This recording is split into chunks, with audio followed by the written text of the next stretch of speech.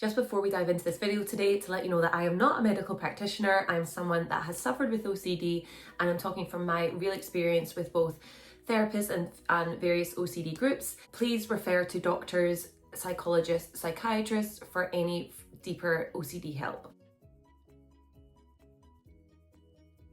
Hello my loves, welcome back to my YouTube channel. Sorry if this is a little bit dull. I've basically lost my camera, so I'm using my phone, but I also don't have the best lighting set up here anyway, but I just wanted to go ahead and do some filming to get back to my YouTube channel, as it has been a while, and I also wanted to get back to this Monday mindfulness playlist.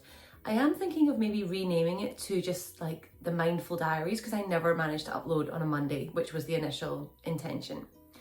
So if you are new to my YouTube, hello, my name is Lesley. My main focus, I would say, is fashion, luxury lifestyle content, but I also have a lot of passion for mental health and the mental health industry. I have what's been diagnosed as severe and chronic OCD. I've suffered with depression, anxiety, a lot of stuff. So it's something that's very near to my heart, and I also just wanted to share a little bit more about my journey with OCD throughout this playlist, but also just do this kind of welcome video to share what actually is OCD. And if you're someone that maybe is in the process of getting a diagnosis or is unsure, it took me until I was 31 to get a diagnosis, so it's really important for me to share my story, because I went through an awful lot during my upbringing that maybe could have been aided by OCD support. And even today in society, in the media, OCD is portrayed as so different to what it actually is, and I think that stops people getting a diagnosis. So what actually is OCD? I'm sure you'll know OCD stands for obsessive compulsive disorder. I think the main thing people forget is the compulsive part, because it's very common, it's common in human nature to have obsessions and things we absolutely love, things we adore. But unless you're feeling compulsed to do them, that's not OCD. It also baffles me when people say things like, oh, my OCD is really bad, I need to have like all my mugs the same, or I need to have everything in order. And when they see my OCD, I'm like, do you want to have a disorder? Because that's what it is. I was diagnosed by a psychiatrist, and I have a letter. I should get it framed. I have OCD, and not only, she was like, I don't really like to say this, but it is severe. And I was like, okay, well, that's good. It baffles me that people would want to have a disorder or use it so flippantly. It's something I try not to let bother me too much, but sometimes you just feel like, do you know the pain that it causes? And to be completely frank, and this is something I'm hoping to open up a little bit more throughout this kind of content, but I was severely depressed. I was struggling to eat. I lost a lot of weight. Couldn't really sleep. I was off work. I could barely get out the house. It had reduced the quality of life so massively, and I felt a complete loss. I thought there was no way I would ever recover. I thought it was stuck like this forever, and that led me not want to be here anymore. I didn't want to do life anymore. So sometimes when people say, oh, my OCD makes me want to have all my drinks lined up in the fridge or whatever, I'm like, yeah, but part of the OCD recovery is actually an awful lot of acceptance, and accepting in life that things we don't actually, this is going to sound really harsh, but we don't actually deserve to have things good all the time, and that isn't the way they are in life. So it's one of these things, I try let it slide by. However, the important part for me in making this video is that anyone who feels they may relate to this can then seek support and help, because I never thought I had OCD, and due to the perception of what it is in society and in the media, I thought, well, I don't do that, so that's not what I have. So for example, the common themes that we see in films or TV is either like very strict organization, maybe color coordination, maybe excessive hand washing, which, don't get me wrong, these can be themes and traits of OCD, but unless the person feels compulsed to do them, it's just a preference. It's a likingness to having things neat, tidy. Like, I'm not the most neat person. Like, makes me sad to admit it, because I'm a bit chaotic. To be honest, I'm a bit chaotic. I do like a certain aesthetic and a certain vibe, but I go 100 miles an hour, so I am not particularly neat, although I would love to be. But that means that the classic OCD traits actually I don't identify with, and that's what made me think I don't have OCD. Another one would be turning light switches on and off, and don't get me wrong, that can be a very real compulsion that themes of OCD, certain to do with things with touching things, that is very like a very real OCD theme. However, it's not the only theme, and I thought I don't do that with light switches, so that I don't have OCD. And it wasn't until a therapist said to me, you have pure OCD, which I think this is a term that's going to be gradually outdated a little, because pure OCD basically means the compulsions are much more subtle. They're more like mental compulsions, invisible compulsions.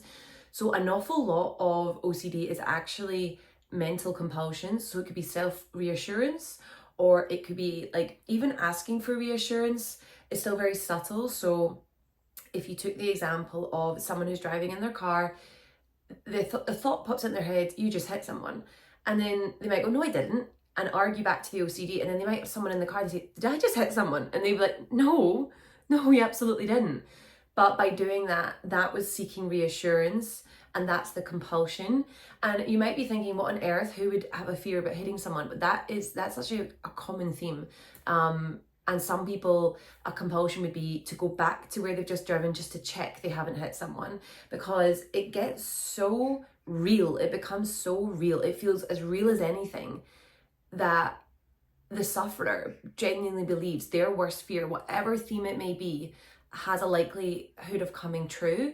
And the thing that I really try and think of now is the fear of the theme is so much worse than the thing itself.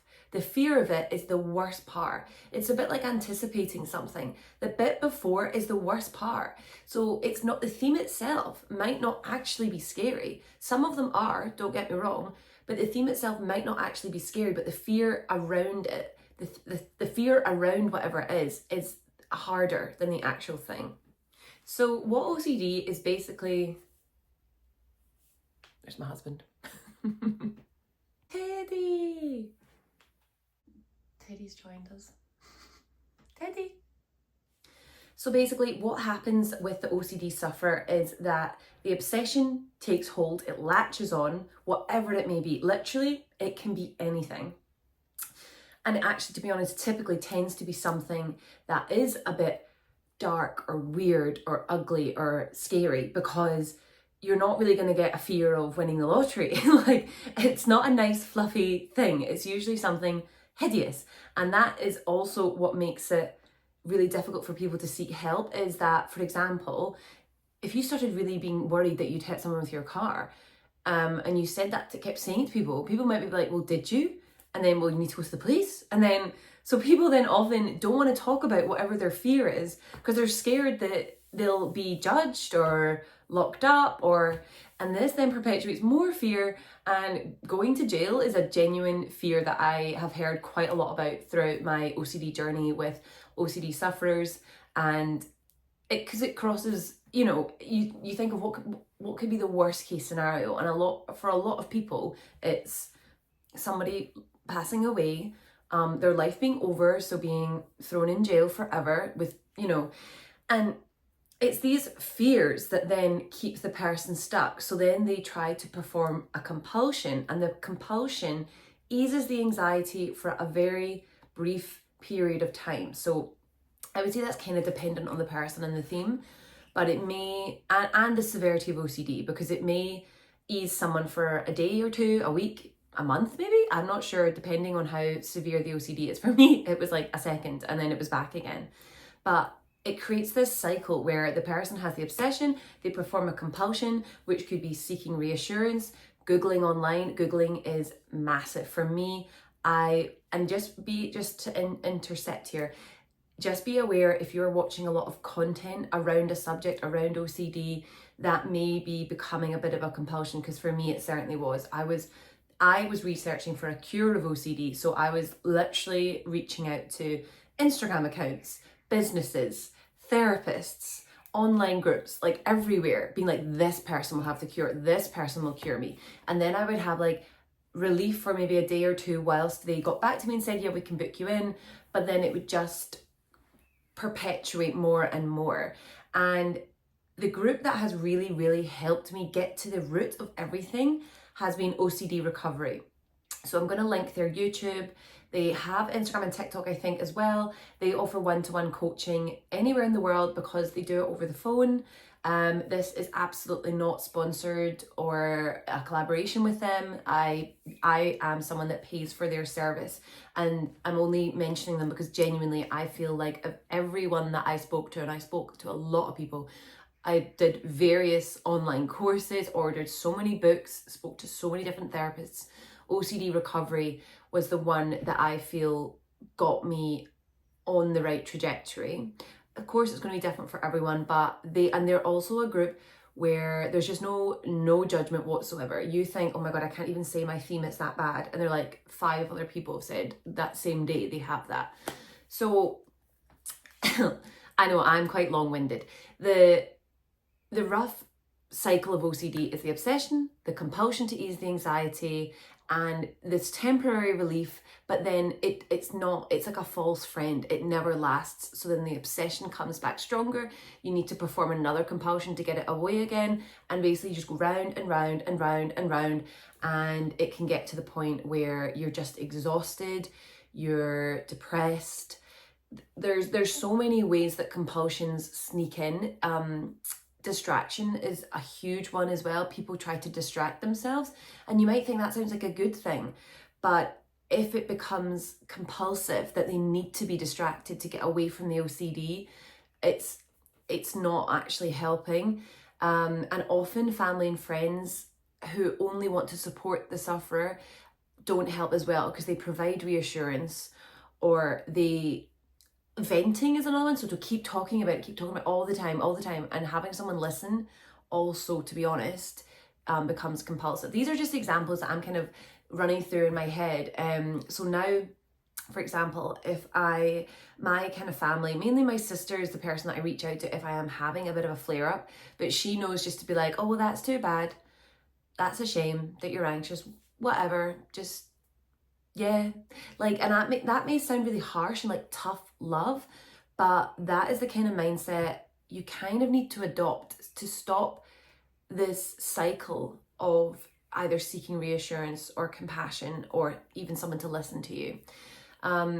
So I want to move into more of what the themes can actually be, and the darker taboo themes that people don't even want to mention. Themes can be to do with like violent subjects, have a sexual nature. So quite a common one is sexual orientation OCD, where the sufferer fears that they may be what they aren't. So if they're straight, they fear they might be gay, and if they're gay, they fear they might be straight, or any variations of that, to be honest. And it's not that the person doesn't accept either orientation, it's that they have built this fear. And remember, the fear is worse than what it actually is. And it's funny because this is something, another thing with OCD is sufferers get scared that they'll latch onto a new theme. So if you're listening to this and thinking, oh my God, don't mention any more things because of what if I latch onto that? That is a sign that you do have some work to do, because you want to be at a position where no theme scares you. Am I at that point? No, probably not fully. But for me, sexual orientation wasn't a theme that ever latched on, because whilst I am straight, like, I don't have a particular fear around not being straight. Also, I'm actually not sure what the full name for this one is, but basically the fear of being transgender. And I know this is a difficult one to even discuss because no one wants it to come out as if they're not supportive of the LGBTQ plus community. It's not that they're not in support of that, it's just they've built a fear around something that actually isn't something that they need to be thinking about and becoming obsessed about, if that makes sense. It's the OCD. So, and this is the thing, the minute you've usually sort of dealt with one theme, another one pops right up. So for me, and this is another subcategory, it's not quite as scary, but it's called sensory motor OCD, which is where you have a fear of noticing bodily functions. So for me, it's breathing. So I have this fear that I will start noticing my breathing and then I can't stop noticing it. The fear is not that I think there's something wrong with my breathing or something wrong. It's just the fear that I will never stop noticing it, because the line of fear and thinking would be, I will never stop noticing my breathing. I will never be happy because I'll always be noticing my breathing. I will not be able to enjoy life. So my life is over because all I can do is notice my breathing. And Teddy's at the door. And in actual fact, whilst noticing your breathing is not particularly pleasant, it's quite annoying. It's not something I like. But at the end of the day, I think to myself, with the help of OCD recovery, what does it stop me from doing? Does it stop me from going to work if I notice my breathing? No. Does it stop me from enjoying a nice dinner? No. Does it stop me from going on a ski holiday? No. It doesn't stop me doing anything. So why am I so scared of it? What if I was to notice my breathing for the rest of my life? Would that be so bad? And that's the kind of mindset you have to... Jesus, Teddy. He just tried to jump up on the seat. Come here. This is Teddy.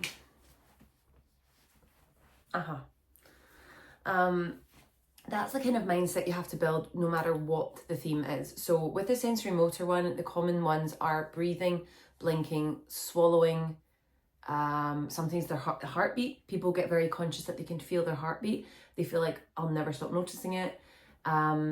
Honestly, if you think of anything in this world, OCD could come up with a theme for it. That's sensory motor. The other ones, the more kind of violent ones, can be like harm OCD, worried that you'll harm someone, or you'll be harmed, sexual violence. You know, it's these really dark themes that people, if they have those themes, are so scared to even admit that that's the theme. But with OCD recovery, literally, I feel like I've seen everything.